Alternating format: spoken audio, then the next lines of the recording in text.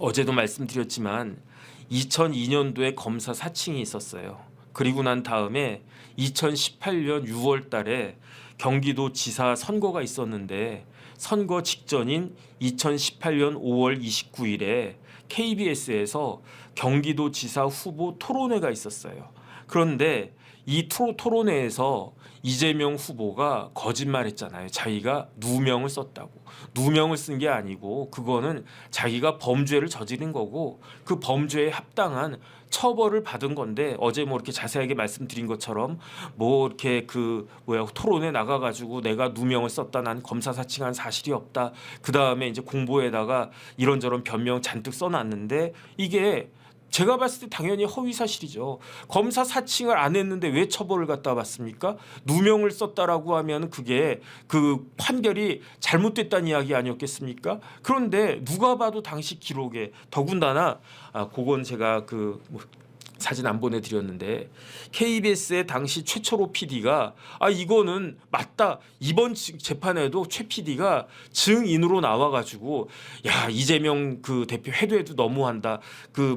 야당의 대표를 떠나서 변호사고 법조인인데 어떻게 지금까지 거짓말하냐 이렇게까지 증언을 갖다가 했었단 말이에요. 그러니까 어쨌든 이 부분에 대해서 검찰이 기소를 갖다가 한 거죠. 기소를 했는데 기소하니까 재판이 이렇게 쭉 진행이 되고 있었어요. 재판이 쭉 진행이 되고 있었는데 2018년 2018년 6월에 선거가 있었고 선거로부터 한 6개월쯤 지난 다음에 이게 기소가 9월인가 언젠가 그때쯤 됐었을 거예요. 기소가 된 이후에 2018년 12월 22일과 12월 24일에 이재명 대표가 김진성 씨한테 전화해서 김병량과 KBS 사이에 이재명을 검사 사칭 사건의 주범으로 모는 협의가 있었다라고 주장을 하면서 그러면서 김진성에게 자신의 주장을 반복적으로 설명을 했죠. 이건 녹취록으로 모든 사람이 다 확인한 거 아니겠습니까?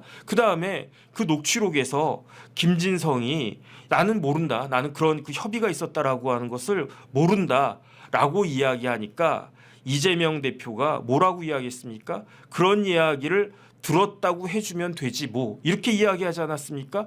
그러면서 심지어 이재명 대표는 김진성에게 증인 진술서를 작성할 것을 요구를 갖다가 하고 그 다음에 그 요구에 따라서 김진성은 통화 내용과 변론 요지서 보내주잖아요. 통화 내용을 갖다가 보고 그 다음에 통화 내용을 갖다 기억하고 제 생각에는 김진성 씨가 몇 번 더 전화를 받았던 것 같아요. 그래서 어떤 사람은 이거를 갖다가 어떻게 해석을 하냐면 연희님 늘 감사드립니다. 김진성이 이걸 딱 들었는데 이재명 대표가 이걸 갖다가 아니다. 그건 아닌 것 같고 그냥 자동 녹음 기능 같은 게 있지 않았나? 그런 생각이 드는데 어쨌든 김진성 씨가 처음에는 이재명 대표 말을 들을 생각이 별로 없었던 것 같아요. 그래서 모두에는 어떻게 나와 있느냐? 뜬금없이 김병량 시장 이야기하잖아요. 김병량 시장 돌아가셨다. 그래가지고 내가 김병량 시장 그거 해가지고 공덕비 세워드렸다. 그런 이야기 하잖아요. 그 이야기는 뭐냐면 김병량하고 이재명하고 사이가 좋을 리가 없잖아요. 왜냐하면 어제도 말씀드렸지만은 이재명 때문에 김병량은 재선이 안 됐고 김병량이 재선이 안 됐기 때문에 김진성은 직장을 잃은 거 아니었겠습니까? 그러니까 나는 김병량 편인데 이재명 너는 왜 나한테 전화를 갖다가 하느냐라는 식으로 처음에 이야기를 갖다가 했었는데 하양송화님도 감사드립니다. 그런데 이렇게 쭉 이렇게 압박을 갖다가 가고 그러다가 김진성이 그 사이에 마음이 바뀌어가지고 내가 경기도 지사한테 더군다나 그 당시는 인섭이 형하고 정바울하고 민사소송하고 이런저런 문제가 많이 있고 그랬는데 내가 이걸 갖다 좀 들어주면은 그러면 나한테 뭔가 떨어지지 않을까 이렇게 마음이 싹 바뀌는 게 그게 느껴지지 않습니까? 그러니까 이제 나중에 김진성은 녹음이 된 통화 내용과 그 다음에 이재명으로부터 텔레그램으로 전송받은 변론 요지서 그다음에 옛날 판결문을 토대로 해가지고 진술서를 갖다가 작성을 갖다가 했어요.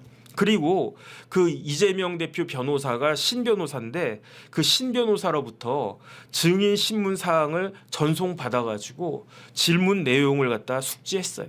그리고 난 다음에 자백을 했어요. 그 위증을 했어요. 위증을 하고 그리고 난 다음에 자백을 했어요. 사실은 내 기억에 없는 내용이었는데 그런데 이러이러한 그 사정 때문에 내가 거짓말을 했다. 법정에 나가서 거짓말을 했다. 반성한다. 잘못했습니다. 이렇게 했단 말이에요. 그런데 그래가지고 어떻게 됐습니까? 김진성은 유죄 나왔잖아요. 유죄 나오고 벌금 500만 원 받았잖아요. 그리고 그런데 이재명 대표는 무죄가 나왔다는 거야. 야, 이게 말이 되나? 그 다음에 PD님 그 재판 진행되는 그 대법원 사이트 있잖아요. 그거 좀 잠깐만 띄워주세요. 저게 그 다른 저거 말고 다른 사진. 네, 전 사진. 저거 보세요. 저게 2009년 1월 24일이에요. 그러니까 이재명 대표가 기소가 된 거는 2018년이고 2018년 12월 말에 22일하고 24일에 김진성에게 전화를 했단 말이에요. 그런 다음에 2019년 1월 24일이 됐어요. 그날이 재판이 있는 날이에요. 공판기일. 어떻게 됐습니까? 피고인 이재명 출석.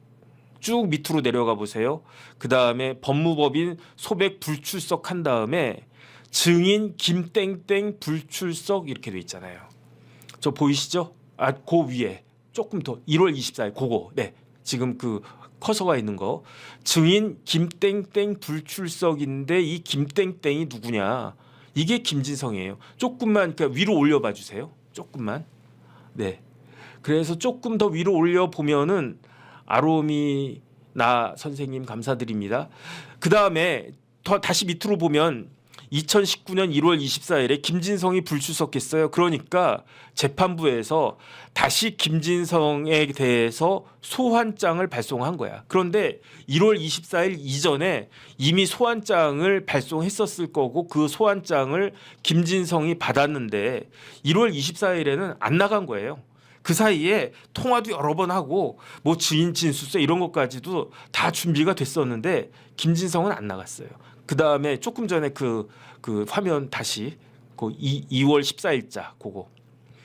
그래서 1월 24일은 안 나갔단 말이에요. 그런데 2월 14일을 보겠습니다. 2월 14일에 이날도 공판기일이었어요.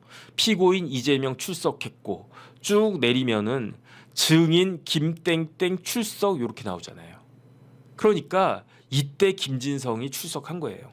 그러니까 2019년 2월 14일에 증인 김진성이 출석해가지고 피고인 그 이재명 그때 없었습니까? 있었어요. 그러니까 아마 뭐 눈치도 하고 뭐 그랬을 수도 있어. 근데 피고인 그 김진성이 처음에는 안 나가려고 했다가 왜 안 나갔는지는 전 잘 모르겠지만 그래도 김병량 시장님하고 나하고 관계가 있고 김병량 시장님 만약에 살아 있었으면 이재명 대표하고 별로 이렇게 사이도 안 좋았고 그랬을 텐데 만약에 김병량 시장님 살아 계신데 그 김병량 시장님한테 시장님 이재명 지사가 저보고 증인 서달라고 하는데 어떻게 할까요? 나갈까요? 말까요? 그러면 김병량 시장이 역정냈을 수도 있다라고 생각하지 않았겠습니까? 그러니까 안 나가려고 했는데 압박이 계속 들어오고 뭐 온갖 사람들로부터 전화 받았겠죠. 그러니까 2월 14일에 출석했는데 그때 이재명이 있는 자리에서 손 들고 선서하면서 저는 거짓말하지 않겠습니다. 거짓말하면 위증 처벌 받겠습니다. 하고 손 내리고 그리고 거짓말을 한 것이다. 이게 그 확인이 된 거 아니겠습니까? 그래가지고 이 그 재판부 설명 자료를 보면요, 그 김진성의 그 증언을 크게 6가지를 갖다가 봐요. 그 6가지를 보는데 뭐라고 그 되어 있느냐? 김병량이 최 PD에 대한 고소를 취하하면 이재명은 혼자 싸워야 되는데 더 불리해지지 않겠느냐, 이재명이 더 불리해지지 않겠느냐라고 하면서 KBS 고위 관계자와 그 문제를 협의 중이다라고 말한 적이 있느냐? 말한 적 없었거든요. 김병량 시장은요 그런 말 한 적이 없었어요. 그런데 이재명으로부터 그런 이야기를 듣고 김진성이 네라고 이야기를 했어요. 이 부분이 유죄가 된 거예요. 그 다음에 두 번째는 김병량 선거 캠프 내에서 KBS를 물고 늘어지면 안 좋으니까, 왜냐하면 언론사니까, 선거를 앞두고 언론사랑 싸우는 건 별로 안 좋으니까 이재명을 공무원 자격 사칭의 주범으로 몰아서 확실하게 구속되게 해야 된다, 강하게 가자, 이런 의견이 힘을 얻고 있었나. 그러니까 여기에 대해서 김진성이 네 그러면서 그런 분위기가 있었습니다라고 이야기했는데 이거는 무죄래. 이게 왜 무죄냐면요, 김진성이 그때는 뭐 그 분위기는 사실 굉장히 뭐 그렇게 가는 분위기가 있었다. 그래서 분위기란 말에 대해서 분위기라고 말을 했으니까 이런 분위기는 있을 수도 있었던 거 아니냐. 그러니까 이거는 무죄라는 거예요. 그냥 그 김병량 그 캠프에서 이재명을 주범으로 몰아서 확실하게 구속되게 해야 된다, 강하게 가자, 이러한 의견이 있었는지 없었는지는 확실하지 않은데 그냥 애매하게 그런 분위기 있었던 거 아닙니까? 라고 물어보니까 그런 분위기 있었습니다라고 이야기했는데 그런 분위기가 있었다라고 김진성이 생각할 수 있었으니까 이 부분은 위증이 아니라는 거예요. 그다음에 이후에 김병량은 최 PD에 대한 고소를 취하했지요라고 그러니까 김진성이 네라고 했거든요. 그런데 그 김병량 시장은요, 최 PD에 대한 고소를 취하한 적이 없었어요. 취하한 적이 없었는데 그럼에도 불구하고 김진성은 최 PD에 대한 고소를 취하했다, 이렇게 이야기했단 말이에요. 그러니까 이거는 당연히 사실과 다른 이야기잖아요. 그런데 여기에 대해서 김동연 부장은 뭐라고 이야기하느냐, 여기에 대해서 최 PD가 고소 취소받은 사실 없다라고 최 PD가 법정에 나와가지고 이야기했어요. 그 다음에 재판부도 인정해, 김동연도 인정해. 뭐라고 이야기했느냐, 실제로 고소를 취소한 사실은 없다라고 보여진다. 그러나 2018년 12월 24일 이재명과 통화한 이후에 김진성이 김병량 선거 캠프 관계자에게 최 PD에 대한 고소 취소가 언제 있었는지 물어봤다.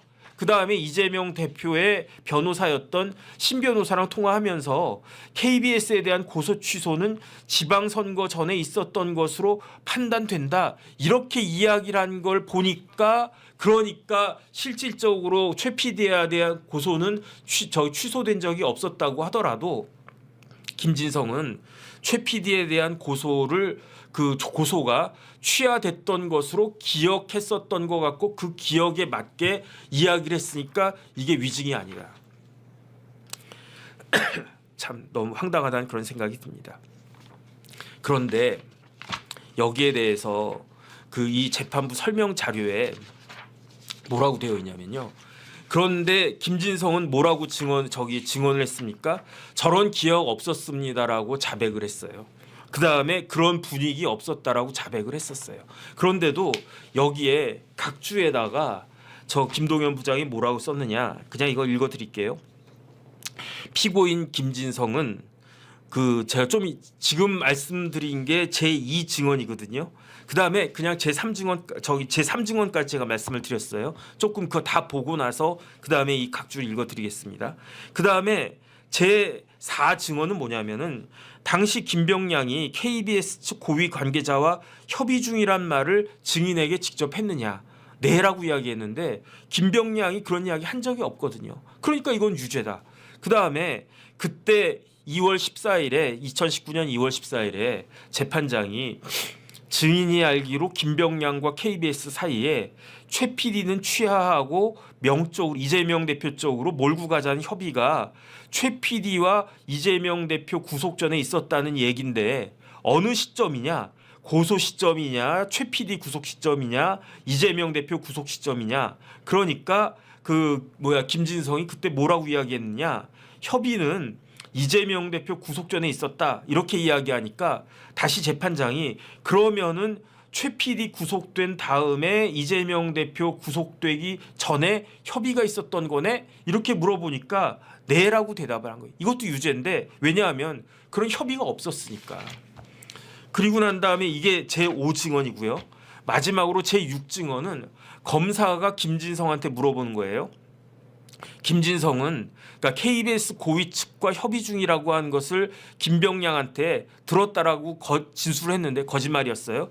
무엇에 대한 협의를 갖다가 한 겁니까? 이렇게 검사를 물어보니까 김진성이 선거 전에 KBS를 상대로 한 이 일이 언론에 불거지면, 그러니까 언론사하고 싸우는데 지금 선거 앞에 언론사랑 싸울 일이냐, 실익이 없을 것이다, 그런 생각에 협의했다라고 들었다라고 거짓말을 하니까 검사가 최 PD나 이재명에 대한 고소치와 협의였나, 아니면 KBS 상대로 별도로 민사소송을 할 것에 대한 협의였나, 이렇게 물어보니까 김진성이 KBS에 대한 고소를 지속하거나 취하하는, 그러니까 형사 문제에 대한 협의였다, 이렇게 또 거짓말 해가지고 이게 제 6증언인데 이것도 위증이었다라고 한 게 다 그 결론이 났는데, 그런데 제가 좀 전에 말씀드린 제 1증언부터 1, 2, 3, 4, 5, 6 증언 모두가 나는 다 거짓말한 것이다, 이게 위증이었다라고 김진성은 자백했는데, 근데 김동연 부장판사는 대단한 사람 같아요. 내가 나를 모르는데 네가 나를 알겠느냐, 이런 이야기 아니겠습니까? 나도 나를 모르는데 김동연은 지가 나를 안 되는 거야. 김진성이 내가 나를 모르는데 김동연은 너는 이렇게 아는 거다, 이렇게 이야기하는 거예요. 이게 뭐냐면은 읽어 드릴게요.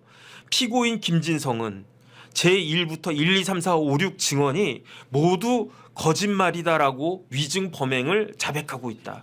그러나 피고인의 각 증언이 위증인지 여부는 이재명 그 위증 교사와 굉장히 관련되어 있기 때문에, 그렇기 때문에 이거는 그 김진성의 자백에도 불구하고 그 위증 범죄 성립 여부에 관해서 자백의 신빙성에 대해서 법원이 직권적으로 판단해야 된다.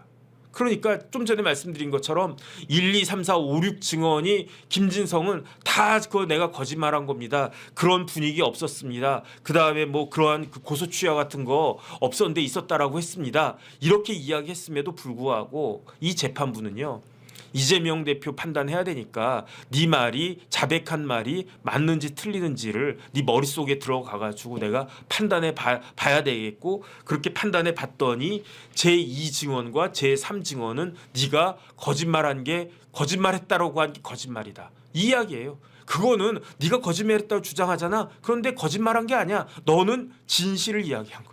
그러니까 제가 이 빵을 갖다가 훔쳐 먹었는데요, 그러니까 아니야, 그 빵은 네가 그냥 그 빵을 훔쳐 먹은 게 아니고 빵집 주인이 너한테 주려고 했던 빵을 네가 그냥 먼저 알아서 먹은 거야, 뭐 이런 이야기 아니겠습니까? 이게 말이 됩니까? 어쨌든 그렇게 해가지고 그 김진성에 대해서는 두 번째 증언, 세 번째 증언에 대해서는 이게 이제 무죄로 판결을 하고, 아니야 너는 거짓말했다라고 말하지만 내가 보기에 넌 거짓말한 게 아니야, 너는 진탱이로 이야기한 거야, 진짜를 이야기한 거야, 그러니까 위증한 게 아니잖아요. 그러니까 그거는 무죄. 그 다음에 나머지 증언은 유죄다. 왜냐하면 이거는 자백한 것으로 인정이 되니까. 그래가지고 형이 어떻게 됐다? 벌금 500만 원. 이렇게 형을 갖다가 딱 때린 거예요. 그런데 이재명 대표에 대해서는 무죄인데, 이 무죄라고 설치한 사유가 제가 봤을 때 너무 기가 막히고요. 그냥 진짜 모두에도 말씀드렸지만 법조인의 한 사람으로서 너무 비상식적이고 몰상식적인 논리를 펴고 있기 때문에 같이 연수원 다녔던 그 사람으로서 진짜 부끄럽다, 이 말씀을 먼저 드리고 제가 말씀을 드리겠습니다. 김동연은요, 이재명이 김진성과 4차례 통화하고 변론 요지서를 교부했지만 이건 교사가 아니래. 그럼 이게 교사가 아닌 뭔가? 그 다음에 이재명에게는 교사의 고의가 없었대. 그러니까 이재명은 뭐다? 무죄다라는 거예요. 구체적으로 보면 이재명은 김진성에게 고소 취소 약속을 아는지 물었다. 그런데 김진성은 처음에 모른다고 이야기를 했어요. 그러니까 이재명이 막 설명해 주는 거야. 제가 그 며칠 전에 말씀드리지 않았습니까? 저는 기억이 안 나는데요. 16년 전 일이라 기억이 안 나는데요. 그러니까 네가 기억 못해서 그러는 것 같은데 김병량하고 KBS 측 사이에 협의도 있었고 상의도 있었고 접촉이 있었어. 이런 걸 갖다가 자세하게 이야기하지 않았습니까? 나는 그렇게 내 기억엔 그런데 나는 그렇게 기억하는데 그러니까 김진성이 네네네 그러다가 사실은 전 너무 오래돼서 잘 기억이 안 나는데요. 이렇게 이야기를 했는데도 이게 교사가 아니래. 김동연 눈에는 그 이재명이 김병량과 KBS 사이에 있었던 옛날 이야기를 지속적으로 반복해가지고 그 김진성에게 심어주려고 했던 그 모든 노력이 교사가 아니래. 그 다음에 심지어 뭐라고 이야기했느냐? 이재명을 주범으로 모는 합의에 관한 증언을 더 이상 요청하지 않았기 때문에 무죄래. 그러니까 요만큼만 요청을 했고 더 이상 요청을 했었어야 됐는데 부족했다는 이야기예요. 그 다음에 이런 식으로 이야기하는 게 통상적인 증언 요청 방식이래. 내가 완전히 돌아가시는 줄 알았어요. 아니 어떤 변호사가 어떤 당사자가 어떤 경기도지사가 어떤 법조인이 피고인이 됐는데 이런 식으로 그 증인한테 압박을 하는데 이게 통상적인 겁니까? 그 다음에 자신이 필요로 하는 증언에 대해서 언급한 건 맞대요. 그러니까 이재명이 김진성에게 전화하면서 내가 이러이러한 게 필요해, 이러이러한 증언이 필요해라고 증언한 것에 그거는 맞는데 그럼 교사 아니겠습니까? 그런데 어쨌든 나는 모르겠대. 어쨌든 이거는 위증 요구라고 보여지진 않는다. 이게 말이 됩니까? 피고인이 자기가 필요로 하는 증언에 대해서 이야기해 달라고 지금 증인한테 전화해서 계속 이야기하는 거예요. 그것도 경기도지사씩이나 되는 사람이. 근데 이거를 김동연 눈에는 위증 요구라고 보여지지가 않는다는 할 말이 없어요. 그러면 그 다음에 심지어 뭐라고 이야기했느냐? 김동연 부장판사는요. 이재명 대표가 당시에 누명을 썼다고 주장을 해가지고 허위 사실이잖아요. 그러면 그 누명을 썼다는 주장을 뒷받침할 증거가 필요하잖아요. 그 증거가 있겠습니까? 없죠. 그 증거라고 하는 거는 결국 증언인데 누구의 증언이 필요합니까? 그 김진성의 증언이 필요한 거죠. 그래서 김동연 뭐라고 이야기하느냐? 이재명은 누명을 썼다는 주장을 뒷받침할 증거가 필요했다. 가장 유력한 증거는 무엇이었느냐? 이재명과 그 서로 상대방 이재명을 고소했던 김병량 시장, 정치적으로 그 당시 라이벌은 아니었지만 어쨌든 나중에 김병량 뒤를 이어서 그 다음번에 경기도 성남시장이 됐던 김병량의 핵심 측근으로서 전 여기서 이거 처음 알았어요. 김진성이 검사 사칭 고소를 누가 했느냐? 김병량이, 그러니까 쉽게 말하면 이재명 대표가 검사 사칭죄로 형사처벌 받았잖아요. 그때 이 고소를 누가 했는가? 김진성이 했대요. 김진성이 김병량을 대신해 가지고 그 고소를 갖다가 한 거예요. 그러니까 이재명 입장에서는 누명을 썼다는 주장을 뒷받침할 증거가 필요한데 가장 강력한 증거는 무엇이냐? 물적 증거가 없을 테니까 증언일 수밖에 없는데 누구의 증언이 가장 필요했느냐? 김진성의 증언이 가장 필요했는데 왜 김진성의 증언이 가장 필요했느냐? 김병량의 핵심 측근 가방 들고 가방 못 쥐었잖아요. 거기에다가 심지어 이재명을 고소한 사람이 김진성이었다는 거잖아요.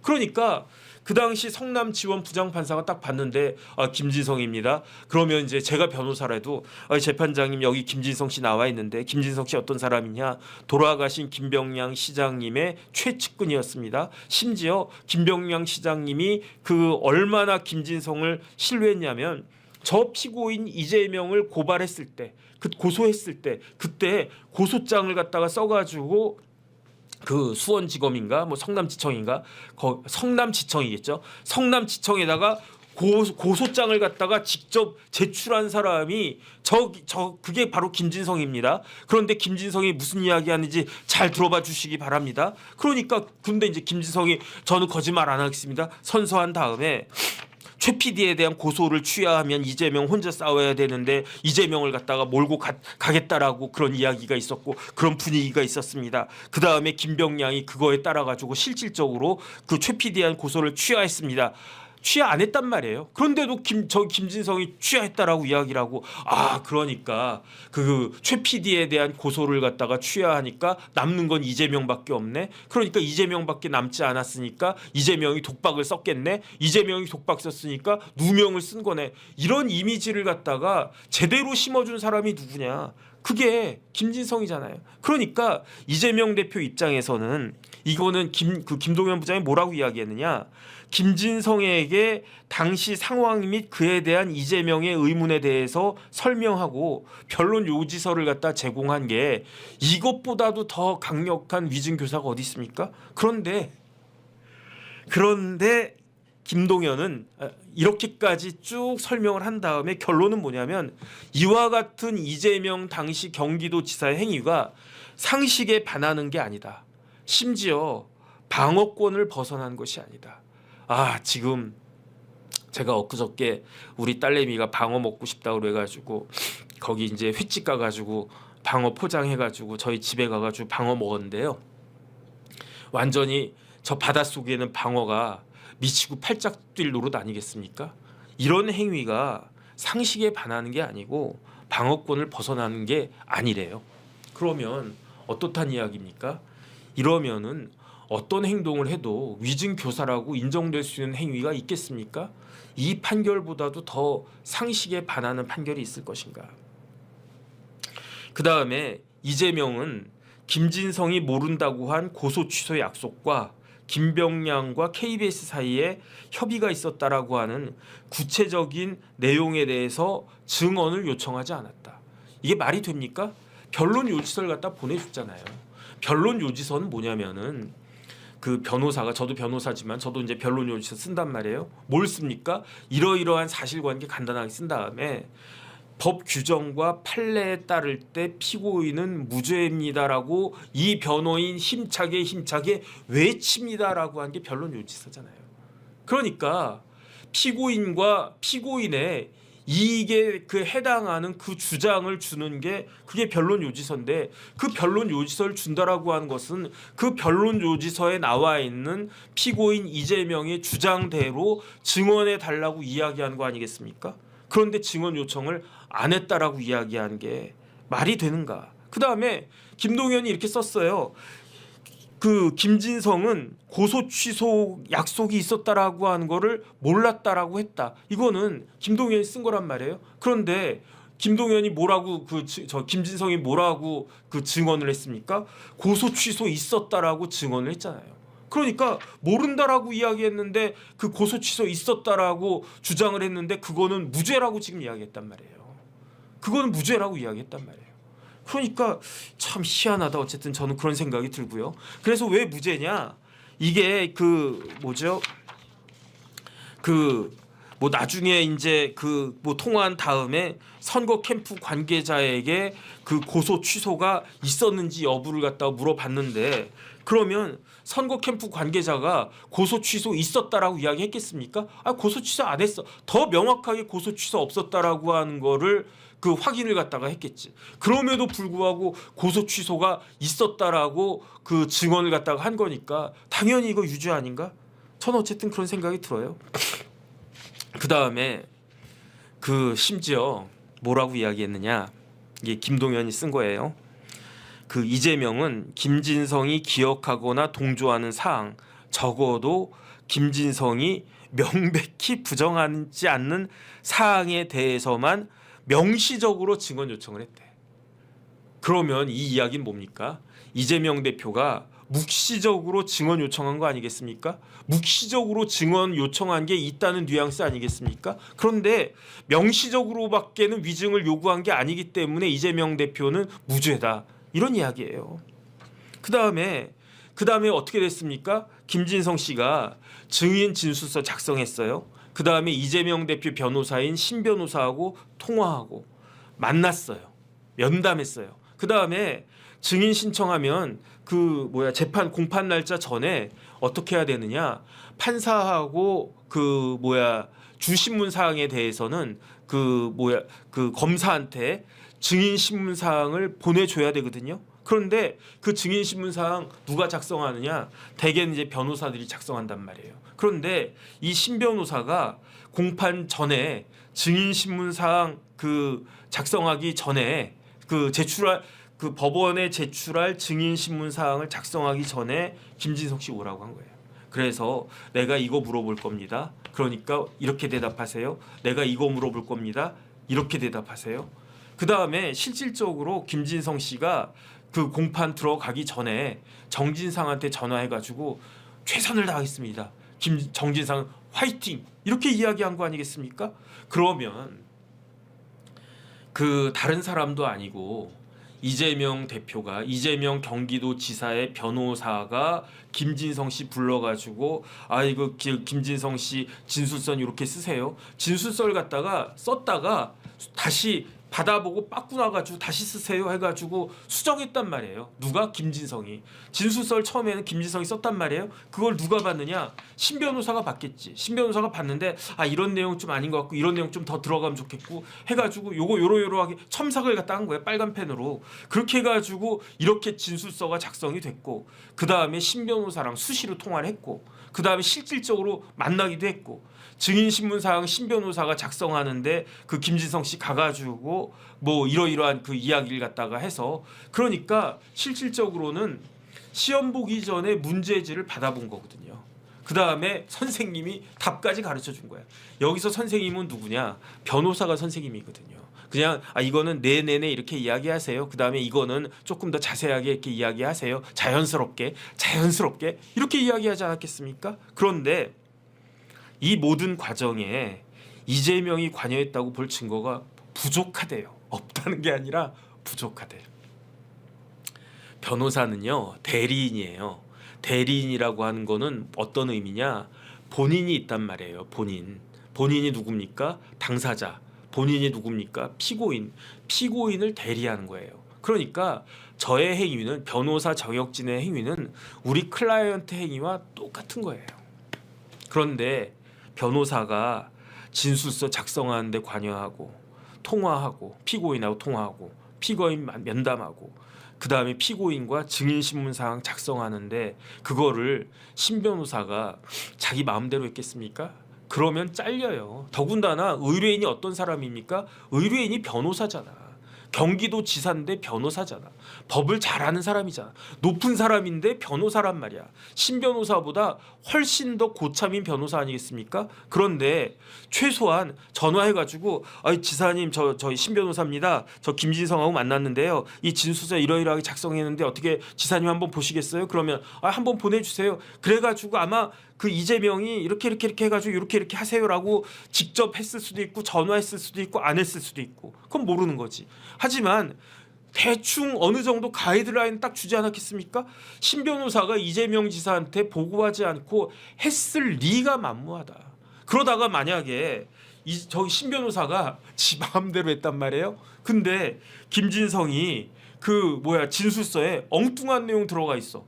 협의 안 했습니다. 저희 김병량 시장님하고 이재명 시장하고 뭐 그런 거 없었고요. 오히려 김병량 시장님은 최 PD하고 훨씬 더 최 PD를 더 중요하게 생각을 하고 이재명 변호사는 그 당시 39살짜리 그냥 젊은 변호사였기 때문에 뭐 별로 신경도 안 썼습니다. 이렇게 진술서를 갖다가 딱 썼다고 가정을 해보세요. 그러면 신 변호사 어떻게 되겠습니까?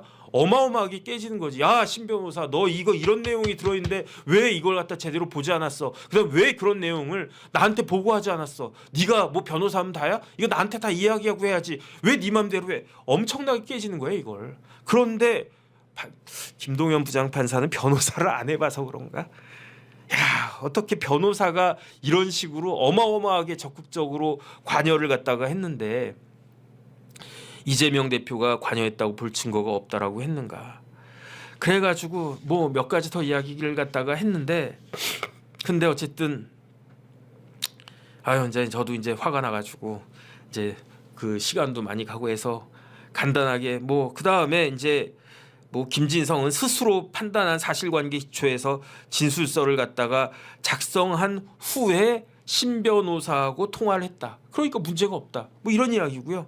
그 다음에 신 변호사는 김진성이 언급한 바에 따라서 증인신문사항을 작성한 것이다. 그러니까 문제가 없다. 결론적으로 이재명이 김진성에게 위증을 교사한 것으로 평가하는 것은 어렵다. 이렇게 평가하기 어렵다. 그래서 무죄다. 이렇게 이야기하는 거예요. 그 다음에 그것만 보여드리고 제가 정리하도록 하겠습니다. 그거 제가 빨간 줄 이렇게 쫙 거놓은 거 있잖아요. 그거 좀 띄워주세요.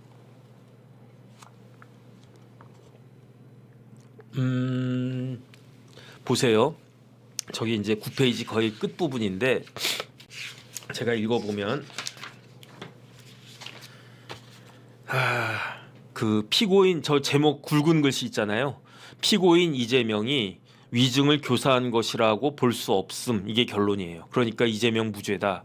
제2 증언과 제3의 증언의 경우에는 기억에 따른 증언이다. 분명히 김진성은 내가 거짓말했다라고 했는데 판사가 아니야. 그거는 네가 기억한 것에 따른 그 증언이니까 이건 위증 아니야. 그러니까 네가 위증이 아니니까 이재명도 위증교사 아니야. 이렇게 나간 거예요. 그 다음에 제1증언, 제4증언, 제5증언, 제6증언과 관련해서는 위 증언들은 위증에 해당한다. 피고인 김진성은 피고인 이재명의 각 통화에서의 증언 요청으로 위증을 한 것으로 보이므로 피고인 이재명의 증언 요청은 이 부분 제1, 제4, 제5, 제6 증언 말하는 거예요. 이 증언에 대한 위증에 대한 교사 해규에 해당된다. 이렇게 판결을 갖다 딱 했단 말이에요. 그 다음 페이지. 그러나 미치겠어 진짜. 피고인 이재명의 교사 행위는 통화를 통해 전화로 이루어졌대. 그럼 만나지 않고 전화로 통화했기 때문에 그 교사 행위 고의가 없다는 이야기인가? 그 이후에 김진성이 이 사건 증언 법정에서 증언에 이르는 과정에서 이재명이 개입하였음을 인정할 만한 직접적인 증거가 없대요. 제가 좀 전에 말씀드렸잖아요. 신 변호사가 아주 그냥 그 김진성하고 붙어가지고 계속적으로 저 이야기를 갖다가 하고 심지어 정진상하고도 이야기하고 그런 과정이 딱 있는데 그 다음에 교사 행위가 통화로만 4번이 있었던 거잖아요. 변론 요지서 보냈잖아요. 그것 말고 뭐가 더 필요한가? 그냥 아예 그 김진성하고 이재명이 만나가지고 같이 머리 싸매고 그걸 했었어야 그 정도 돼야 위증 교사가 인정된다는 이야기인가? 정말로 참 한탄스럽다 그런 생각이 듭니다. 그래서 뭐 더 쭉 있는데 이제 제가 힘이 빠져가지고 왜 이렇게 허기가 지지 모르겠습니다. 그래서 오늘은 이 정도만 딱 말씀을 드리고 이 재판에 대한 판단만 제가 제 나름대로 이 판결에 대한 의미 좀 말씀드리고 정리하도록 하겠습니다. 이 판결이 사실은 되게 중요한 판결이었어요. 왜 중요한 판결이었느냐? 지난 15일에 있었던 공직선거법 유죄 판결에다가 만약에 어제 제대로 된 판결이 딱 나왔으면 그러면은 정치 구도가 정치 지형이 막 요동칠 수 있지 않았겠습니까? 그런데 요동치던 정치 지형이 이 판결로 인해 가지고 백도가 돼버린 거예요. 저는 그 생각이 들어요. 그래가지고 야 어떻게 또 이렇게 됐는가. 그 다음에 제가 좀 전에 말씀드린 그 내용이니까 그런 내용이니까 제가 봤을 때 정상적인 판사라면 김동연 같은 판사가 아니라고 하면 고등법원 가가지고는요 이거는 김동연 같은 판사에게 배당받지 않는 이상 당연히 이건 뒤집어질 판결일 것이다. 저는 그런 생각이 드는데 근데 제가 제일 화가 난 건 뭐냐면 이게 위증교사죄가 1심에서 유죄 나오고 1심에서 요번에 유죄가 나왔으면 항소심에서 유죄 빨리 나올 거고요. 1심, 2심 유죄 나오면 대법원 가서도 빨리 나올 거란 말이에요. 그런데 김동연 부장이 이렇게 똥탕을 튀기는 바람에 항소심 나오는 기간이 길어질 수밖에 없어요. 이 명백한 사건인데 이게 길어질 수밖에 없어. 이게 법리적으로 뭐 어쩌고 저쩌고. 대법원 가서도 길어질 수밖에 없어. 왜냐하면 1심하고 항소심하고 서로 그 판결 내용이 달라지니까. 그러니까 항소심에서 이게 뒤집힌다고 하더라도 중요한 거는요. 제가 말씀드렸잖아요.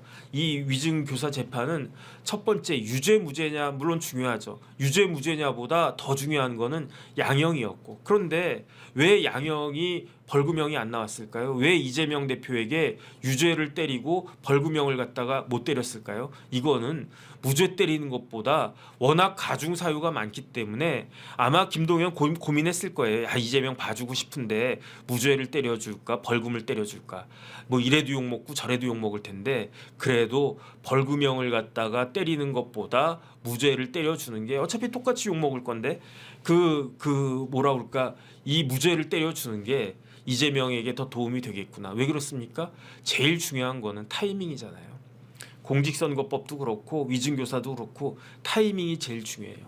내년까지 대법원 판결 나와야 되거든요. 진짜로. 위증교사도 그렇고 공직선거법도 그렇고 내년까지 안 나오면요. 2026년이 되어버리면 2027년 3월에 그 대선이 있기 때문에 뭐 2026년 뭐 4월 5월 막 이렇게 되면요. 그러면 대선 이제 그 분위기 막 쏠려지고 그다음에 이재명 대표는 민주당 대선 후보 그 경선을 보통 때는 한 7, 8월에 한단 말이에요. 근데 이거를 3, 4월로 땡길 거야 아마 이 재판 때문에라도. 그러면 대법원에서 여기에 대해서 정치적 영향을 안 받는다라고 하는 보장이 있겠습니까?